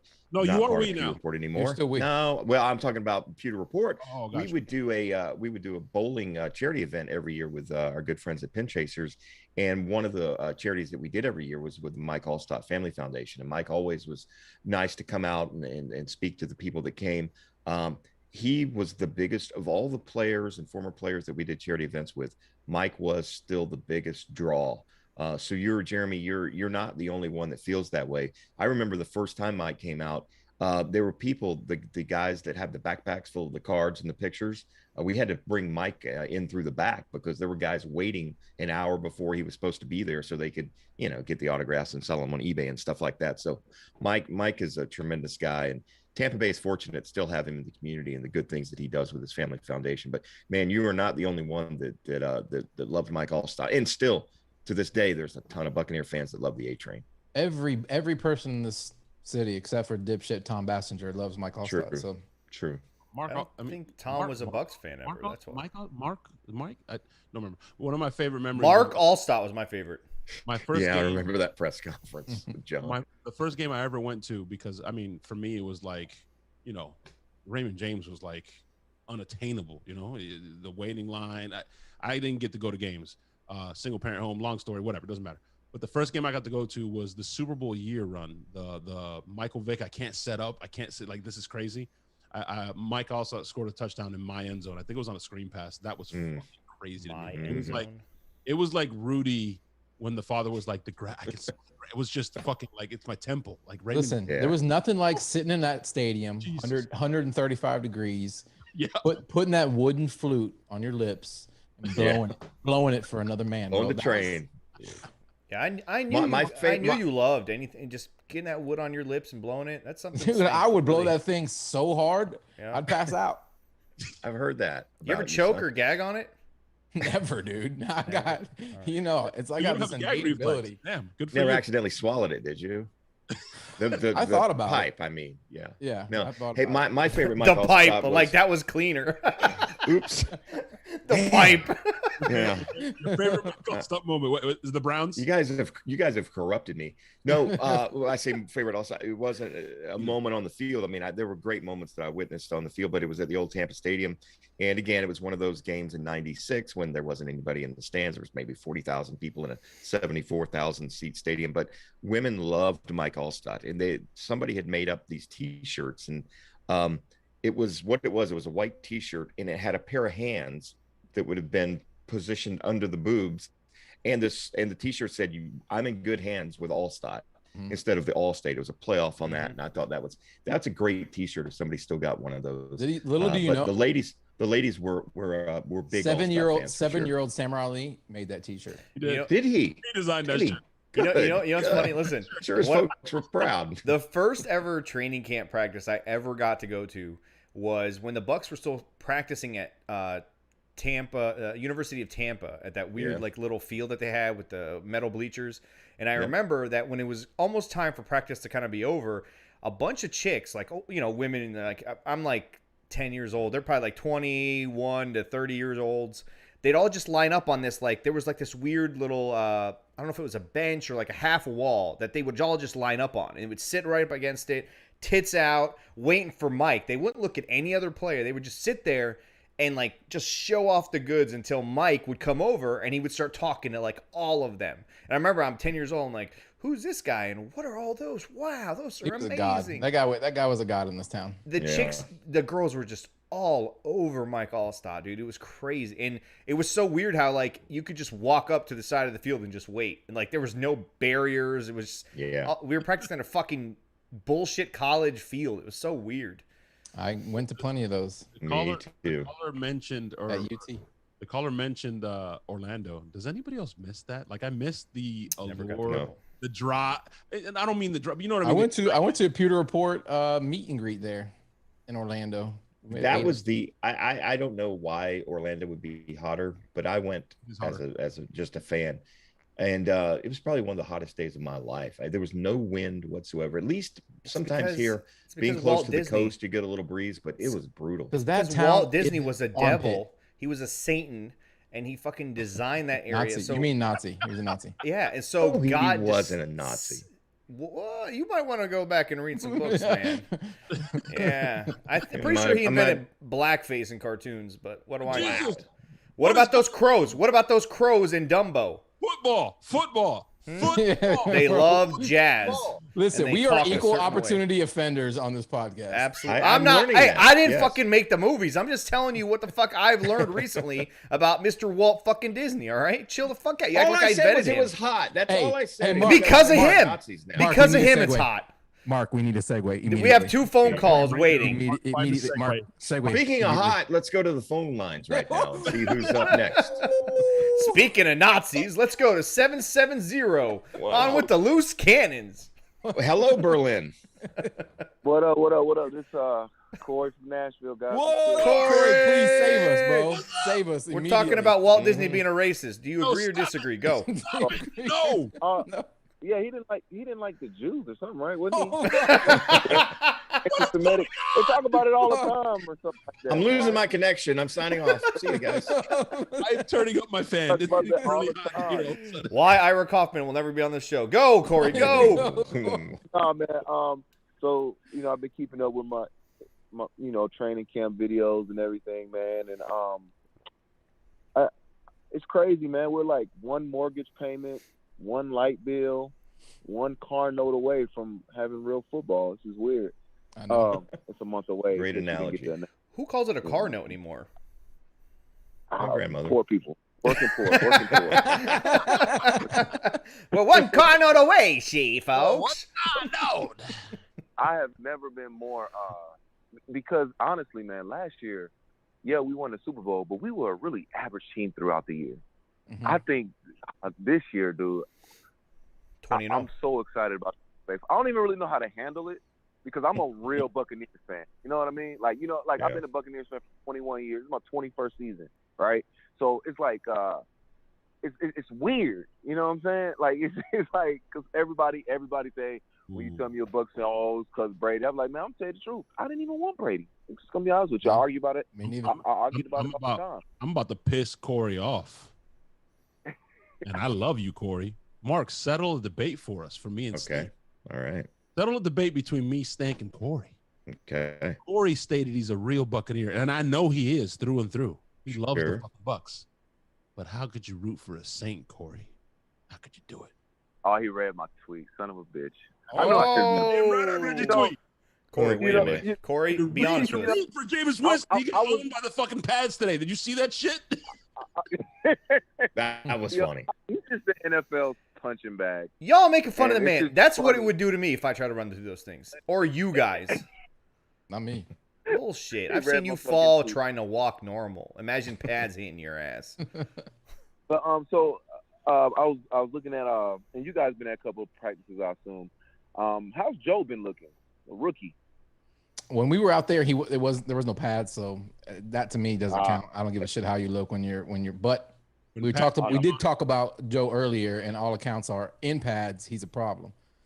Man, yeah, Bruce doesn't like to throw a lot of praise on guys, and he was definitely pumping up Joe Tryon the other day.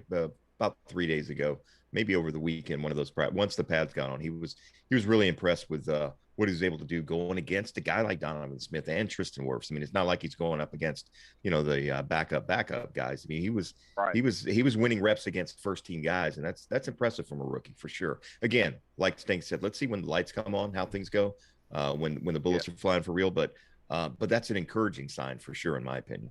It's an encouraging sign, Mark, and also there's no pressure on the kid. Like, he gets to come in on NASCAR. Perfect situation. He doesn't have to, produce right away. Yep. I'm sure Todd Bowles is gonna fucking come up with some crazy shit.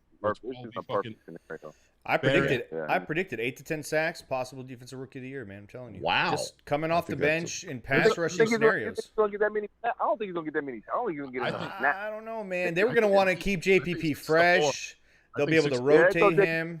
They'll be able to, and the Bucs are a NASCAR package out there. The Bucs are gonna have a lead on a lot of teams. I feel like I would be ecstatic with 6 from this guy as a rookie. With the amount of snaps he's going to get. But I'm about 5.5. I've heard Corey, Mark, everybody that they've already had formations where it's JPP on the inside, Tryon on the edge, Shaq on the edge.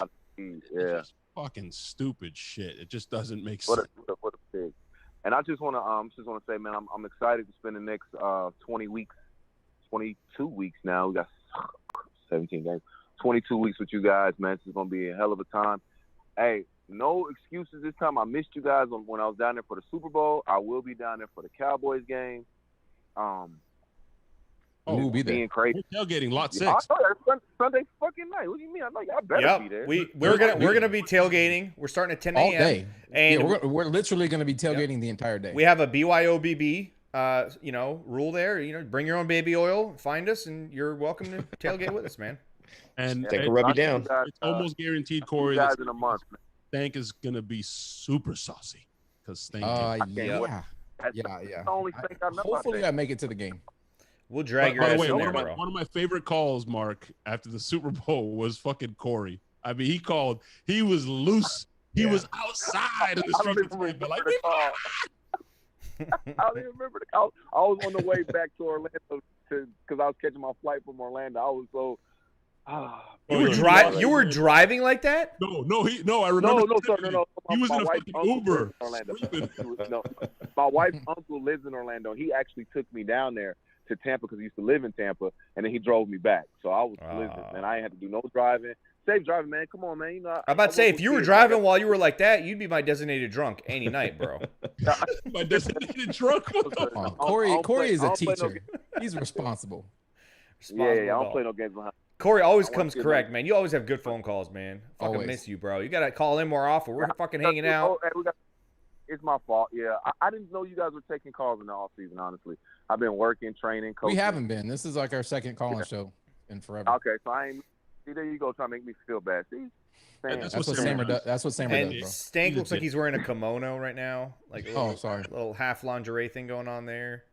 Also, Corey, we would be remiss if we didn't say we miss y'all too. Fuck, we've been itching to record and take calls. Yeah. Yes, sir. We've got a lot of content that we recorded that we haven't released yet. Just to be clear, we've been recording. So what Stank is saying essentially is we have this huge load and we're super backed up and we're about to fucking just let it. We are gonna spill it. Well, that sounds like the beginning of every porno. We are gonna paint faces and walls. I mean, you're gonna need more than one black light to find out. You might not need any black lights, to be honest. We're going to take another phone call, though. 479. You're on with the Loose Cannons. It's the last call of the night, man. What's up? Yeah. What's up? How's it going, guys? What's up, man? Who this? Hey, big fan. My name's Danny. I'm from Puerto Rico. Okay. What's going on? Danny? Hey, Danny, you're first time caller, right? From Puerto Rico. Yeah, first time caller. All right, so do you know the rules? Wait, stop. Wait, don't do it. Wait. Poppy, take over the show. Do the whole thing in Spanish. Go. I want to hear this. I want to hear Telemundo calling a soccer game. Go. I mean, Jesus. I don't go. know exactly. Tell him how phone calls start. Danny. Take the call. Go. Primero, ¿de dónde eres? En Puerto Rico. Segundo, ¿cómo te gustan tus alitas? ¿Mojada o seca? Y tercero, ¿te gusta con blue cheese o con mierda? Mierda shit. Man, I'm from Puerto Rico, Bayamon. I like my chicken fried and blue cheese. Hey, That should have been in Spanish. Start over. Go. I'm married to a Puerto Rican. They all have good tastes. Hey, soy de Bayamon. Me gusta la alita frita y me gusta el blue cheese. Tiene que ser blue cheese. Yes. Awesome. Hey, wait. Listen. Can you say "fuck the Saints" in Spanish? Oh, Oh, los Saints que coman mierda y se van para el carajo. Ay, carajo, puñeta. Listen, we are the biggest podcast in Puerto Rico. I don't know who you knew Yup. that. The most popular podcast. Benny, in what's the up? What you entire got for us, bro? Yeah, it has to be. Bro, first of all, I have to say fuck the Chiefs. First of all, I hate all the people that think that the Chiefs are going to win the Super Bowl this year. And I got one reason for that. Not only we brought all 22 stars back, but we got the deepest team in the NFL, and that's going to do a lot because it don't matter who, obviously they're great players, but whoever gets injured, we got a backup that's solid. So that's one thing the Chiefs didn't have last year. Mm-mm. So, bro, I'm telling you, we're going all the way again, back to back. I agree. All the way. Greatest All the phone way call home. we've ever taken from Puerto Rico. We're going to get past third base. We're going to go home. Johnson in the slot. It's going to be fucking amazing. Listen, we put the three blueprint. starting. We have 3 starting offensive guards on this team. I mean, We put the blueprint out there. Other teams saw what we did to the Chiefs. They came to Tampa. They flew to Tampa, scored 9 points. We said it many, many times. We shut them down the first game, too. People forget that. It was 7. Yeah, 7 straight quarters. We shut their I ass down. patted Todd Bowles on the chest and I said, "Man, these guys came in here and kicked 3 fucking field goals, Todd." And Todd just started laughing maniacally. That You do video, that. You do that on video. That video's going to come out soon, Mark, of our golf tournament experience. But Benny, and for the watchers, the people that are watching the podcast, the listeners out there, he literally told Todd, "Shut your face." He sure did. I'm not kidding, Mark. I'm not kidding. He literally asked Todd, "So what was that like, man? They flew all the way from Kansas City, kicked 3 field goals, and Todd he was started some shit. Hold on. He started to give him the coach speak. The coach speak. Right. Well, they're a great team. And Samuel literally, "Shut the fuck up, Todd. Don't give me that coach bullshit. You tell me right here from the heart." And he patted him on the chest. "You tell me right here from the heart what the fuck it meant to you." Yeah. He lost his shit. We might have been a little bit out of our minds at that point. Not only did we attack Todd like that, Tom Moore. What we did to Tom Moore is unforgivable. And there's video. Did you guys put him in a dunk tank or something? What'd you guys do? No, we attacked him. We dressed him. Wear your glasses, Deborah. Wear your glasses over there. We talked about Sammer's baby glasses oil. on him. We talked about We baby asked oil him the with baby him. oil question. He didn't want any part of it. It was No. whatsoever. Surprised he didn't retire after he met you guys. Just be like, you know what? I'm done. Mark, I'm out. straight up gangster, very low. "I'm not doing that." No, yeah. No, I'm not doing that. No. We had a big ghetto chain on him. It was amazing. Hey, this was I think he fucking loved awesome us. show. Take us out, Sammer. I mean, Yeah. we got Mark with no shirt. We got Baby Oil. We got fucking Carlos from Puerto Rico. We got Johnson in the slot. I mean, Hard Johnson's in the slot. running Hey, Mark, clean, you making dirty catches. I like it, man. I like it a lot. Mark, you got anything to pimp? No, not at all. I'm free for a few days if anybody wants to hang out. No, not really. I don't like people, but no, for the first time ever, I don't have anything to pimp yet. But I will say, Friday, hopefully the announcement will be out what the next move will be, and for those clamoring for me to stay in the area and keep my toes in the water. That's the game plan right now. So anyway, have all those details coming up soon. I can't do it. Pewtercast, congratulations. No, We cannot wait to make that announcement for No. you, Mark. It's going to be epic. Probably one of the most retweeted tweets that we'll ever have from our Loose Cannons. Well, I hope it's not anticlimactic. I mean, again, I'm not taking Jenna's job at ESPN or anything cool like that. But anyway, I'm not going anywhere. I'm going. If But they I wanted to replace see- I if they wanted to replace see you Jenna in with 4K. you, there's going to be a lot of angry men. There should be. Jenna does an excellent job, and I give Jenna a hard time because Jenna brings a basket full of stuff right when she shows up, and I've tripped over her stuff 1,000 times, and I give her a hard time for that. But I will say this: I don't know that there's been anybody who's hustled harder over the last 10 years in that media room than her, because Jenna used to literally work for a radio show in the morning, she would get up, go do the radio show, then go to a full-time regular job, get off that regular job, come to One Buccaneer Place if we had like late activity and stuff like that, and work till 7 or 8 o'clock at night. And she was just relentless. I mean, you're talking about somebody who says, who epitomizes the whole, work your ass off and get to where you want to go. She knew what she wanted to do, and she didn't let anybody stand in her way. And there were some obstacles because of her gender. There's no question about that. But she just kept working her ass off. And I've got nothing but respect for Jenna Lane, even though I've almost broke my neck several times in that press box, tripping over her bag and basket and all the stuff that I even kicked over her coffee one time in the media room, which we aren't supposed to have drinks in there, Jenna. So I got yelled at, but you were the one that brought the damn drink in there. But the point is I love Jenna Lane. I love how hard she's worked. She drives me crazy sometimes, but I would be lost without seeing her face. So I'm hoping that I'll be able to do that again very soon, if you understand where I'm coming from. Jenna, get ESPN to sign off. Yeah, get it and sign off. But that's why for me, it's fuck Dirk Koetter, because Dirk Koetter was such a dick to her for unprovoked. Just kind of a dick to a lot of people, I think. Yeah, but I called it Dick. Dirk, I just called him Dick, but Dirk, made the Mark Cook rule at one point. We called him Jerk Cutter, but he made a Mark Cook rule at one point, because I like to read and listen to what other people have to say about how the team was doing. And I would sometimes in the weekly press conference when we were in the media room say, I remember specifically it was Trent Dilfer. I said, Trent Dilfer, when he was on ESPN, made an observation about Jameis, blah, blah, blah. And Dirk finally said, hang on. Let's make a rule right now. If you have a question, you ask the question. Don't ask me somebody else's question. And I was like, what a jerk.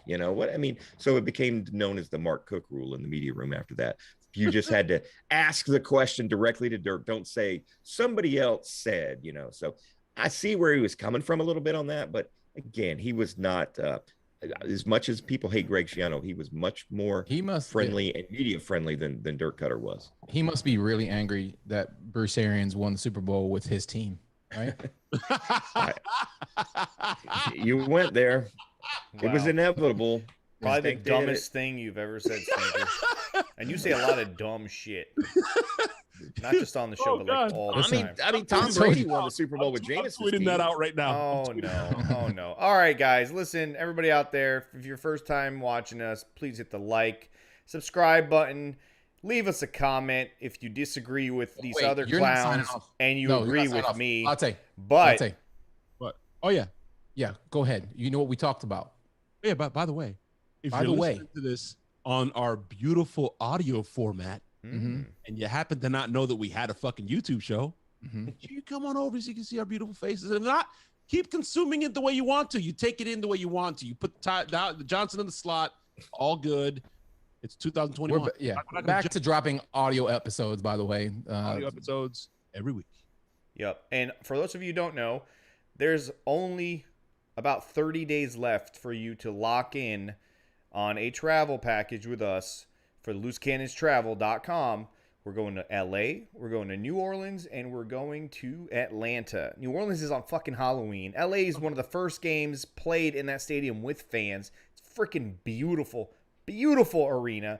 We're going to have fucking booze cruises. We're going to have rooftop parties. Everything's private. We need you to sign up before September 1st so that we know exactly how many people are going to be there, so we can lock up all of our events with August 5th is the cutoff, because we have to get all this shit buttoned up.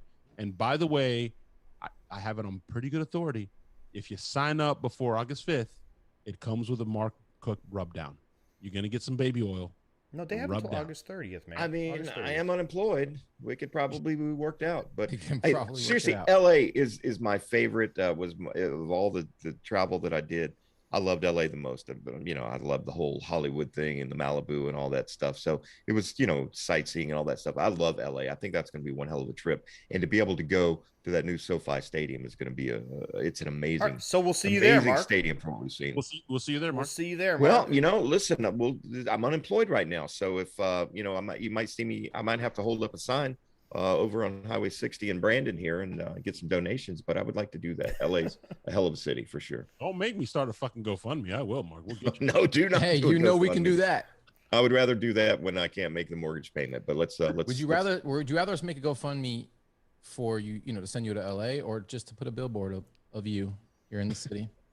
To say thanks for all you've done for us. I'm not going to put up the GoFundMe though until Stank comes up with the idea first. Your billboard didn't work for didn't take off in New Orleans, but wait, I thought that was a brilliant plan. Yet. Hold on. Yet. It didn't work out yet, but did it really not work? Because all the Saints fans are laughing, but joke's on you because it all went. That's right. So that's right, guys. Plus, we're going to be in LA for about, or not, we're going to be in New Orleans for about 4 days. It's a lot of time on our hands, and I'm a really good former graffiti artist. So, yeah, and Sammer's extremely convincing in person. We are going to approach every fucking billboard company, digital ones. Like, we can get it done instantly. Listen, also, I might feel like purchasing 5, 6, 7, 20 used cars from a specific used car dealer. I might know. Fuck around and find out. Yeah, I might have to fuck around and find out. Exactly. I might have to fuck around and find out. Guys, check out the packages on loosecannonstravel.com.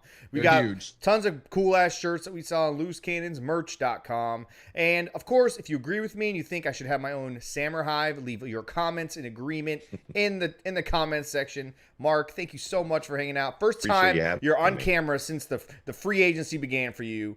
Freaking awesome time, dude. You're still a pro, man. And I'm gonna let you end this episode. Well, I want to thank everybody for having me on, for all the kind words that I've gotten over the last 3 weeks. Stay tuned for an announcement of where I'm going to be coming up soon.